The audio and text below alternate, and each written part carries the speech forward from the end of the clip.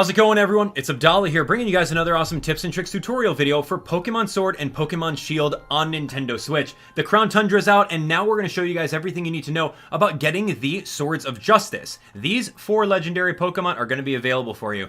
Virizion, Terrakion, Cobalion, and the secret hidden Keldeo. It's going to be great. Thanks so much for watching. Now, if you guys have not already hit that subscribe button, please do so. We are so close to 1 million and I can taste it. Thanks so much for joining up with us. And if you guys haven't already taken a look at our playlist, we have tons happening. As you guys can see, our playlist is right here. Swords of Justice is available there. We did a live stream where we got all of them live and it was so much fun. And of course, we got some other tips and tricks tutorial videos, so definitely check those out.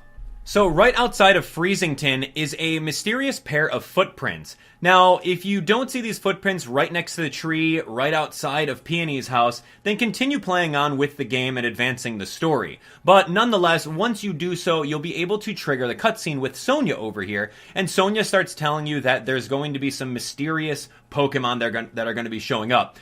Now, what you'll need to do then is take a look over here and find all these little footprints in the snow and the surrounding areas. The very first Pokemon that's going to be available for you, or at least the closest one, is going to be the Grassland Pokemon, which is Virizion. As you can see, these 2 little footprints are all over the place, and they do stick out kind of like a sore thumb. So you'll notice that every time you examine one by pressing the A button, it's going to give you 2% of data. So, that being said, keep on going and finding 50 of those footprints. Now, once you find 100% of the data needed to track it, you'll get a little pop-up and it'll say, go back to Virizion and talk to Sonia. Once you do so, Sonia will put all of this information into her little machine and she'll tell you exactly where that Pokemon is. Now, if you take a look right over here, we've sped up the footage so that you guys can see where exactly the Virizion spawns. So just follow my lead on this one. Virizion will spawn 100% of the time right in this specific spot. And if you knock out Virizion or if you run away from the battle, all you really have to do is fly to another town and then visit Virizion one more time.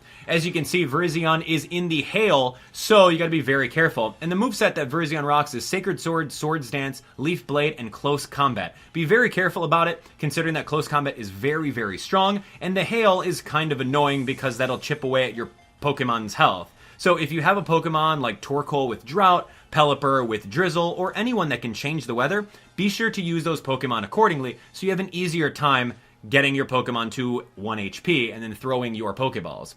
Alright, next up is right over here at the Lakeside Cave and the Balamir Lake. So right around this area is where we are going to find all of Terrakion's little footprints. So you'll be able to see that we're going to do the exact same thing, getting up to 100%, finding the 50 little footprints over there. They're very, very easy to find, and they're all kind of in one spot. It's not at all like the Diglets in the Isle of Armor DLC, where they're all very, very hidden. No, it'll take you about 10 minutes to find all 50 of those little footprints. But anyway, once you've done so, head into this Lakeside Cave, and you'll be able to see Terrakion right in this spot every single time. Again, not worrying if you knock him out, you have an infinite amount of chances to catch him just the one time. And he rocks the moveset of Sacred Sword, Swords Dance, Stone Edge, and Close Combat. So, be very careful about that. He is very strong, and just make sure that you have enough Premier Balls if you like doing the challenge, or throw a Quick Ball, First Turn, Master Ball, Ultra Ball. It doesn't even matter. You guys are going to get it. One of the last ones that we have over here is going to be Cobalion. So head on over to 3 Point Pass by fast traveling over that way, and you'll start seeing all these little footprints right around here by the Frigid Sea.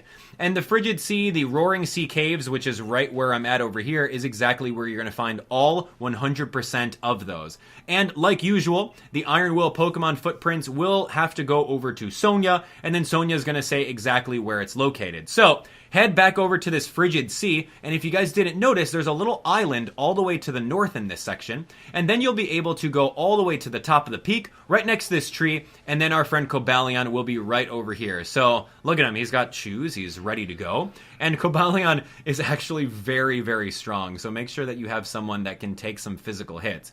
He's awesome. I like him a lot. So anyway, jumping on board with Cobalion, his moveset is very similar to everyone else's. He's got Sacred Sword, Swords Dance, Iron Head, and Close Combat. Be careful because he will boost his attack stat all the way up to +6 and wreck your team.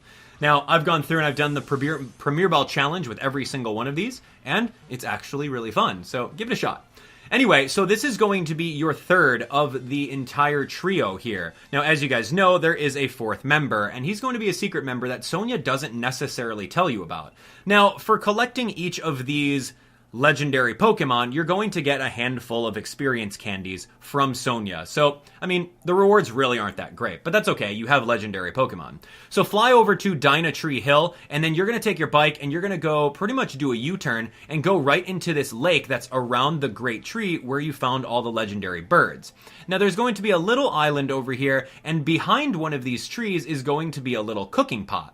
And I don't really know what inside the game tells you what you're supposed to do over here, but nonetheless, this is what you're supposed to do. It says there's evidence unlike any you found before. So you click on that. What I did, I don't know if you're supposed to do this, but I added all of the 3 Swords of Justice in my team, and then I cooked up. I cooked up a little bit of camping, and we made like a little recipe over here. I don't often use the cooking functionality, so it was kind of fun to do it once in a while. But as you guys can see, if you click on the button, then you can start cooking, and then do your whole rigmarole of just cooking anything. It honestly doesn't matter, and it doesn't matter if you like botch the recipe. The moment that you're done with cooking, Keldeo's literally going to sprout up, and then just be right there and start walking around. So the exact same thing. The beauty about this DLC is that every single one of these legendaries can be knocked out multiple times. I'm pretty sure you can go through and attempt to do some shiny hunting if you really wanted to. But nonetheless, that's Keldeo for you. Now, Keldeo is going to be a little bit different because he's got Hydro Pump. And Hydro Pump is very, very strong. So he's got Secret Sword, he's got Sacred Sword, Swords Dance, and Hydro Pump. So if you have a Ghost-type Pokemon, and you can spam out all of the Hydro Pumps, it's going to be super easy to knock out Keldeo and essentially get him. So congratulations, ladies and gents. You have every single one of them. Well, now you guys have every single one of the Swords of Justice. Virizion, the awesome grass-attacking Pokemon, is pretty great. Grass fighting, an interesting combo. Watch out for flying types for sure. We also have the Terrakion, which is absolutely one of my favorites. I love Choice Scarf on this guy, and he just plows through people with close combat. End game sweeper for sure. Now, Cobalion is also very interesting. He's got some very good resistances with his steel typing. And last but not least, we do have Keldeo. The reason why I like Keldeo so much is because of Secret Sword. It's a special attack that goes based off of his special attack stat, but it does physical damage. So it's a lot like Psyshock, but he's the only one that has it. And I think it's just absolutely fun. So anyway, guys, I'm looking forward to hearing what you guys have to say about every single one of these Pokemon. What kind of movesets are you going to run on them? What kind of natures, EV spreads? What are you going to do with their held items? Let's talk about it in the comment section below. And like usual, I want to hear exactly what you want to say about which one is your favorite, right? If you guys watch the video all the way to the end, comment below about which one of these 4 is your absolute favorite. I'm on Team Keldeo. I don't know. I'm a sucker for water types, can you tell? Anyway, thanks so much for subscribing. Thanks for turning on notifications, and we'll see you guys on the next one. Take care.